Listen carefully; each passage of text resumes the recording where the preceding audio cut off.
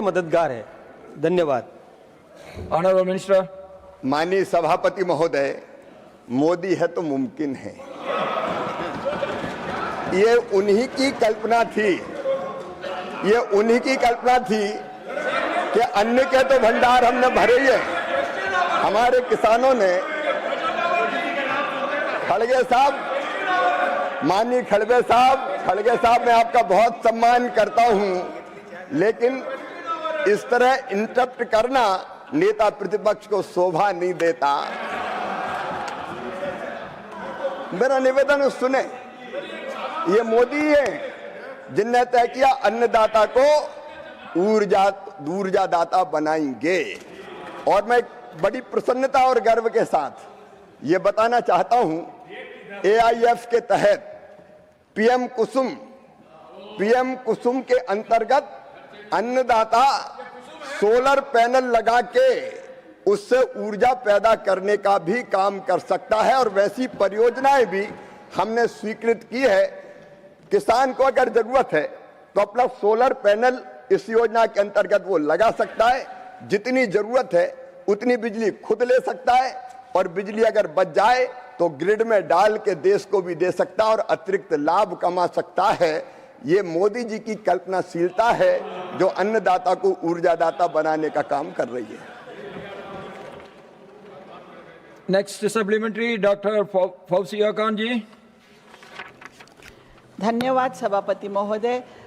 आदरणीय मंत्री महोदय से मेरी विनती है कि मेरे प्रश्न का आप संक्षिप्त में जवाब दें। सर, पंजाब में AIF वित्त पोषित परियोजनाओं के परिणामों को कौन सी निगरानी तंत्र ट्रैक कर रहा है? महिला किसानों को मिलने वाले लाभों सहित और 2025 के आंकड़े ग्रामीण समुदाय के लिए बाजार पहुंच में क्या सुधार दिखाते हैं? सर, 2025-26 में AIF के तहत पंजाब के FPOs को वितरित ब्याज अनुदान और ऋण गारंटी पर क्या प्रगति है, और क्या लक्षित आउटरीच सीमांत किसानों के बीच कमजोर पहुंच को संबोधित करता है? सर, स्पेसिफिकली अगर आप उत्तर देंगे तो बहुत आपकी कृपा होगी। सभापति महोदय, मैं बहुत संक्षिप्त उत्तर दूंगा।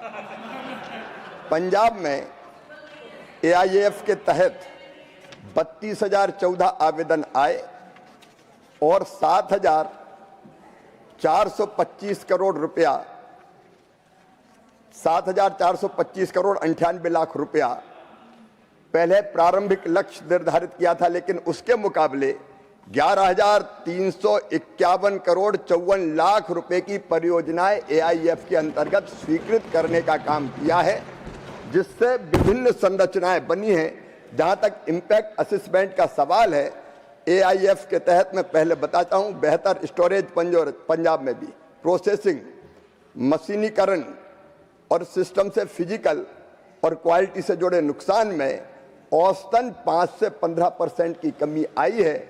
और एक परियोजना से 4 से लेके 9 लोगों तक प्रत्यक्ष रोजगार मिला है, जिससे लाखों रोजगार भी पैदा हुए हैं। नाउ फिफ्थ सप्लीमेंट्री श्रीमान राजीव शुक्ला जी। धन्यवाद सभापति जी। मैं भी वही निवेदन करूंगा संक्षिप्त आंसर का। पंजाब के किसानों की सर 2 ही दिक्कतें हैं। Let your question also be brief. या पंजाब के किसानों की सिर्फ 2 दिक्कतें हैं, मुझे ऐसे समझ में आता है। एक तो MSP की, जिसको लेकर वो मांग कर रहे हैं, तो मैं मंत्री जी जानना चाहता हूं कि उसको लीगल रूप कब देंगे, लीगल गारंटी MSP की कब देंगे, सीधा जवाब।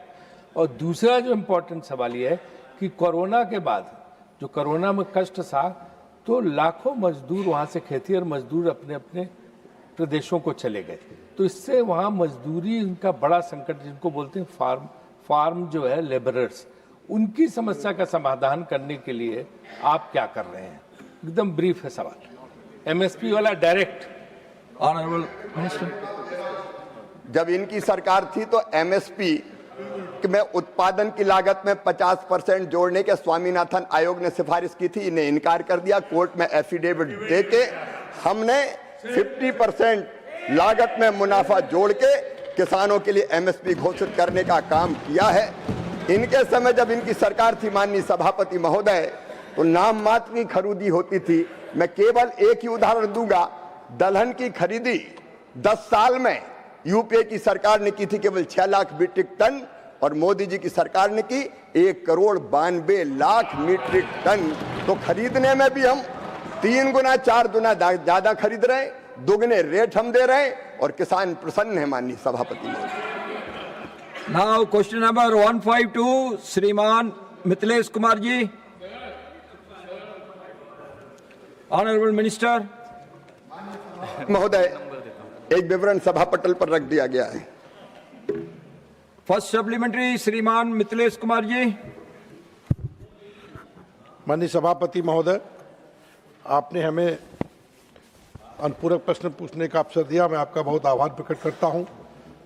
हमारे देश के प्रधानमंत्री माननीय श्री नरेंद्र मोदी जी के नेतृत्व में केंद्र सरकार द्वारा किसानों की आय बढ़ाने और देश को दलहन उत्पादन में आत्मनिर्भर बनाने के उद्देश्य से न्यूनतम समर्थन मूल्य एमएसपी में ऐतिहासिक वृद्धि, मूल्य समर्थन योजना पीएसएस के सुदृढ़ क्रियान्वयन तथा आत्मनिर्भर भारत के तहत तुअर, उड़द और मसूर की सुनिश्चित अधिप्राप्ति जैसे महत्वपूर्ण निर्णय लिए गए हैं। सरकार द्वारा दलहन की 100% अधिप्राप्ति की गारंटी की घोषणा भी की गई है, जिससे किसानों की उनकी उपज का उचित मूल्य सुनिश्चित हो सके। तथापि विभिन्न राज्यों में अधिप्राप्ति की वास्तविक स्थिति, एजेंसियों की भूमिका एवं जमीनी स्तर पर क्रियान्वयन की गति के संबंध में स्पष्टीकरण अपेक्षित है। मैं माननीय कृषि एवं किसान कल्याण मंत्री जी ये बताने की कृपा करेंगे कि भारत सरकार दलहन की अधिप्राप्ति सुनिश्चित करने हेतु अब तक कौन कौन से ठोस कदम उठा रही है। क्या यह सत्य है कि सरकार तुअर, उड़द और मसूर की न्यूनतम समर्थन मूल्य एमएसपी पर 100% अधिप्राप्ति की गारंटी दे रही है? दलहन अधिप्राप्ति के लिए किन किन एजेंसियों को नियुक्त किया गया है तथा इस संबंध में सरकार की आगे की रणनीति क्या है?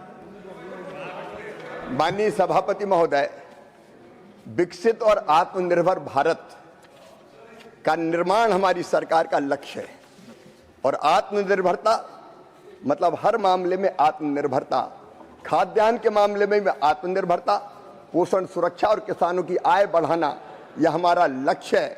और ये प्रधानमंत्री नरेंद्र मोदी जी का ही संकल्प है कि दलहन में, वैसे मुझे बताते हुए आपके माध्यम से सदन को गर्व है कि चावल के उत्पादन में भारत आज दुनिया में नंबर 1 हो गया। हमने चीन को उत्पादन में पीछे छोड़ दिया है।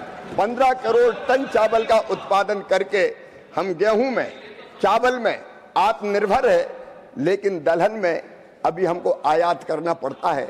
और इसलिए प्रधानमंत्री जी के नेतृत्व में सरकार ने तय किया कि दलहन में भी भारत को आत्मनिर्भर बनाना है, और इसलिए दलहन में आत्मनिर्भरता के लिए एक मिशन प्रारंभ किया गया। और उसी मिशन के अंतर्गत हमारे विद्वान कृषक मित्र सांसद मिथिलेश कुमार जी ने जो सवाल पूछा है, अगर दलहन में देश को आत्मनिर्भर बनाना है तो एक महत्वपूर्ण कारक रहता है कि उसको उत्पादन का ठीक दाम मिले, उचित दाम मिले, और दलहन में उचित दाम मिले, इसके लिए कदम अनेकों उठाए गए हैं। हमने तय किया है माननीय सभापति महोदय, आपके माध्यम से मैं देश के किसानों को भी ये निवेदन करना चाहता हूं, तुअर, मसूर और उड़द, इन तीनों दालों का किसान जितना उत्पादन करेगा और बेचना चाहेगा 100% खरीदी सुनिश्चित की जाएगी। 100% जो किसान बेचना चाहेगा हम पूरी की पूरी खरीदेंगे। उधर वालों ने तो दाल खरीदी नहीं, हम 100% दाल खरीदने का काम करेंगे। और इसके लिए माननीय अध्यक्ष महोदय, नेफेड और एनसीसीएफ, ये हमारी 2 एजेंसीज है जिनको अधिकृत करने का हमने काम किया है। इसके अतिरिक्त राज्य शासन अगर चाहे तो राज्य शासन की एजेंसीज के माध्यम से भी हम इन दलहन की खरीदी का काम करेंगे। बाकी दलहन भी पीएम आशा के जो दिशा निर्देश है उनके अंतर्गत खरीदने का काम किया जाएगा।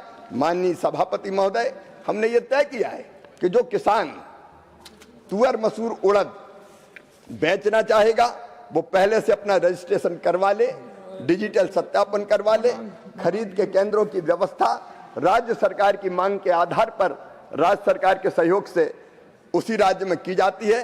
पारदर्शी तौल और गुणवत्ता परीक्षण की व्यवस्था भी है और समयबद्ध, मैं किसानों को फिर कहना चाहता हूं माननीय सभापति महोदय, निश्चित समय सीमा पर सिंगल क्लिक के माध्यम से, डीबीटी के माध्यम से उनके खाते में सीधा पैसा भेजने का भी प्रावधान इस सरकार ने किया है, ताकि किसानों को दलहन बेचने में और पैसा प्राप्त करने में कोई दिक्कत ना हो। सेकंड सप्लीमेंट्री श्रीमान मिथिलेश कुमार जी। माननीय सभापति महोदय, केंद्र सरकार द्वारा राष्ट्रीय खाद्य सुरक्षा मिशन NFSM तथा अन्य कृषि सुधारात्मक योजनाओं के माध्यम से दलहन उत्पादन को बढ़ावा देने के लिए बीज वितरण, उन्नत तकनीक, सिंचाई सुविधाओं एवं किसानों को प्रोत्साहन प्रदान किया जा रहा है। इन प्रयासों के परिणाम स्वरूप पिछले वर्षों में